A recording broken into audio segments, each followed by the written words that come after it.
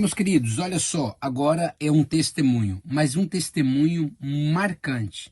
Um testemunho que eu posso dizer para você que sobre o resgate do primogênito, esse para mim foi um dos mais fortes que eu já tive. Uma experiência fora do normal. E eu dei um conselho para um amigo meu para que ele pudesse fazer o resgate da primogenitura do filho dele, que estava em situação muito degradável, uma situação muito crítica. Mas Deus reverteu a situação, porque sempre são 4 princípios para reverter qualquer situação: oração, jejum, proclamação da palavra e oferta. Os pais já tinham orado, os pais já tinham jejuado, os pais eram leitor da palavra, mas faltava uma coisa: fazer uma oferta resgatando a primogenitura daquele menino. Assista esse vídeo até o final e você vai surpreender naquilo que Deus fez. Deus abençoe e até o próximo vídeo.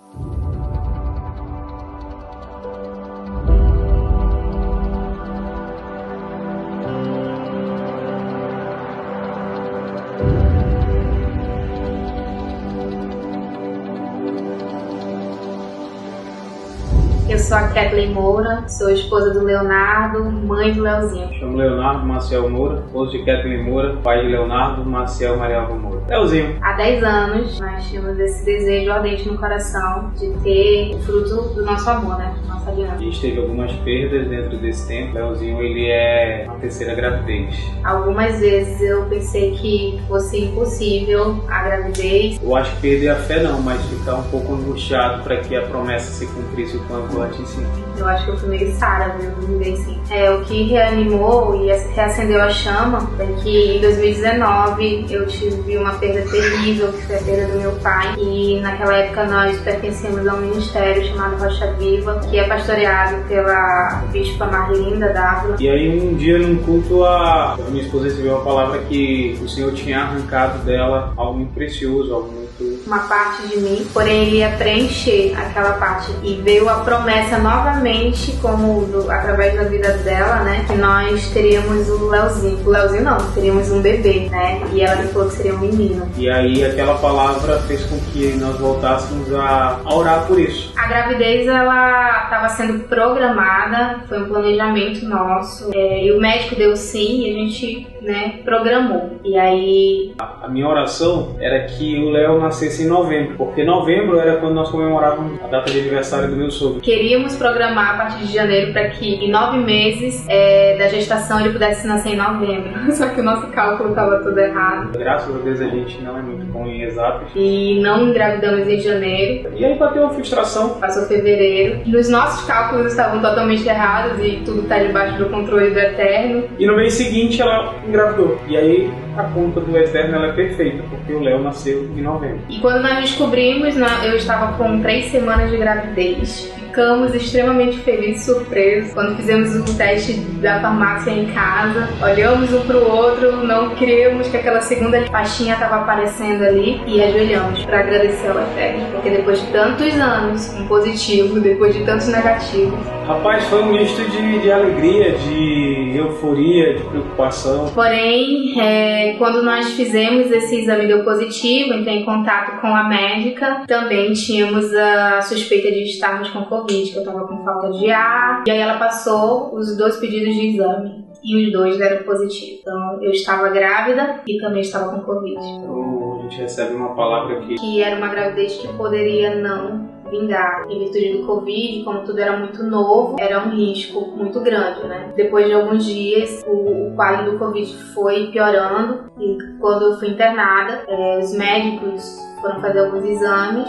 e dentre eles um ultrassom, e esse médico fez ultrassom e disse que meu filho não era nada e que provavelmente ele não nasceria. E aí aquilo foi me tomando assim de nervosismo mesmo, porque a gente fica impotente. Então esse momento foi muito difícil, ouvir todas aquelas palavras de pessoas tão estudadas, né, perdidas porque não sabiam lidar com aquele novo, né, que era o Covid, e isso nos deixou preocupados demais. Foi quando, no meio daquele vale, a Dani, minha amiga, nos enviou uma palavra. Quem fecundou foi Deus, e para ele não interessa o ambiente.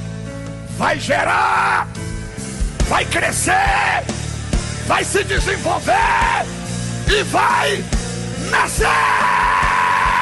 E aí, após essa palavra que nos trouxe fé e energizou nosso coração, nós vivemos uma gravidez extremamente tranquila, tivemos todas as experiências boas, ouvir o coração, planejar como tudo seria, quarto, enfim. Chegou o grande dia, né? Eu já estava tendo alguns sinais durante a manhã, não estava acreditando muito. Cheguei a ligar pra ele, falando desses sinais, ele ficou um pouco nervoso. Eu tava no trabalho e ela me ligou, e aí eu acho que era mais 16 horas, 15, 16 horas ela me ligou e eu saí correndo do lado da André, dizendo que o meu filho tava nascendo, e quando eu entrei no carro, eu liguei pra ela, ela disse assim, não tá nascendo não, mas te acalma. E aí chegou em casa, por volta das 17 horas, nos organizamos pra lanchar. Quando eu sentei pra lanchar, a bolsa estoura. E aí, cara, não sabia o que fazer. Eu fiquei andando aqui, de um lado pro outro, ligando pra um pra outro. Saiu chorando, andando pra lá e pra cá, foi pra janela, chamou o Davi calma, Dani, calma, vamos ter calma. Eu era o menino chegar, né, e chorava. Pra quem tá aqui e já teve a oportunidade de ter um parto normal, sabe do que eu vou falar, é uma dor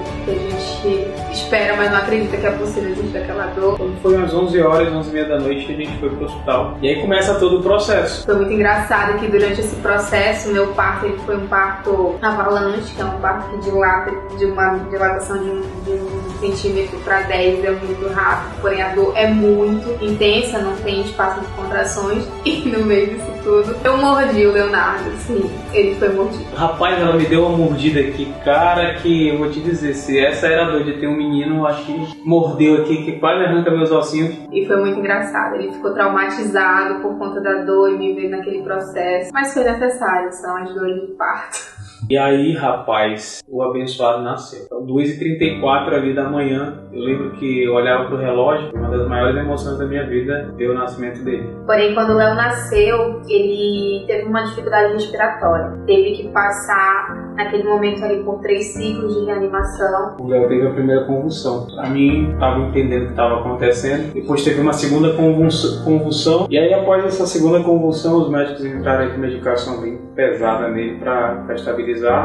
Ele foi para UTI para ficar na incubadora, recebeu muitas medicações. Todos os dias que eu chegava lá na UTI, eu olhava pro Léo, o Léo tava inchado, não acordava. E a partir daí começou um vale muito escuro, onde nós mergulhamos em um lugar onde nós não conhecíamos. E aí teve um dia, estava em casa, abri a Bíblia e eu estava lendo a passagem que falava sobre Fatá. E aí eu disse, rapaz, eu vou chegar lá e vou falar isso pra ele. E aí eu fiquei olhando pra ele deitado no leitozinho lá, fiquei olhando e eu falei assim, Leonardo, Fatá. E aí quando eu falei Fatá, ele começa a mexer o pezinho, ele começa a mexer a mãozinha. E aí eu chamo as enfermeiras, peço pra tirar ele de lá de dentro e colocar ele no meu colo. E quando ele tá no meu colo, eu digo, vai chamar a mãe dele lá, por favor. Aí foi eu chamar a mãe dele. E aí a esperança, né, a fé volta a ser acendida novamente. Passando esse dia, os diagnósticos voltam pesados. Os médicos diziam que ele não se moveria, que ele era uma criança especial,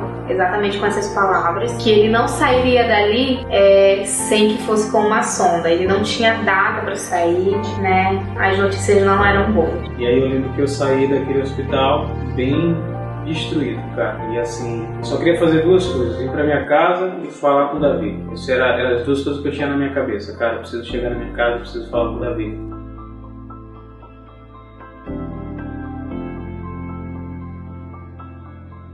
Eu chamo o Davi Amaral, casado com a Dani Amaral, pai do Salomão, amigo do Léo, da Kathleen, amigo do Léozinho agora. E me parece que o dia mal chegou na vida do Léo e da Kathleen nesse dia que ele me liga e ele me relata a respeito do Léo. E eu digo a ele, eu falei, Léo, meu amigo, eu conheço uma pessoa, conheço um pastor, né, que conheci através de um grande amigo também, que é o pastor Francisco Alves. E imediatamente falei com o pastor Francisco muito gentil, falou, Davi, peraí que eu vou mandar uma mensagem para ele, sim. E aí a gente fez um call com o pastor Adeildo.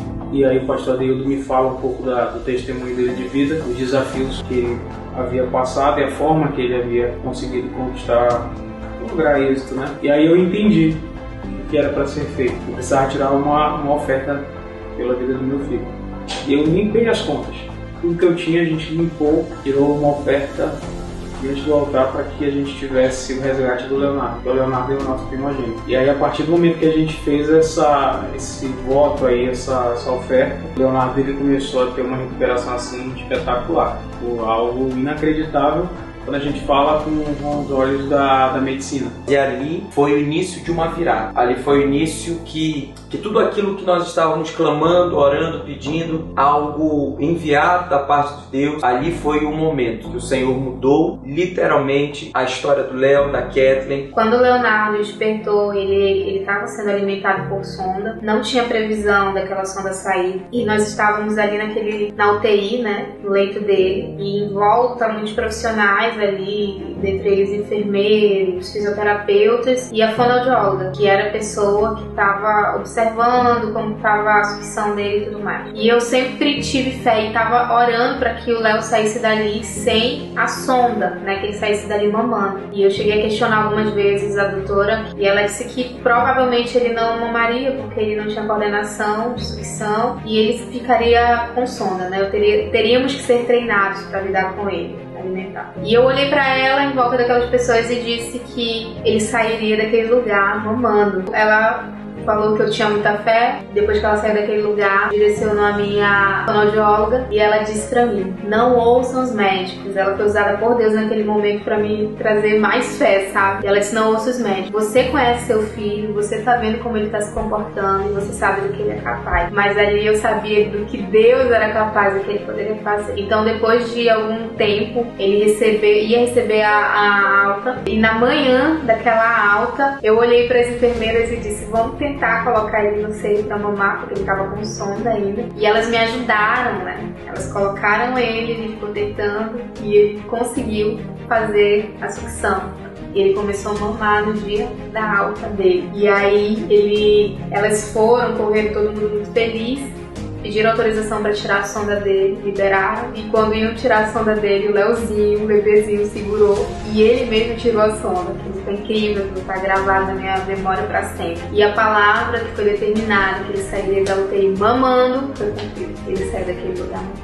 E hoje, dia 11/11 de 2022, nós estamos aqui com esse príncipe perfeito, que está desenvolvendo muito bem. Mama até hoje, né, filho? Então ele é muito divertido, muito engraçado, gosta de falar, chorar também. Isso aqui. E eu posso contemplar aí todos esses dias o que a palavra disse, né?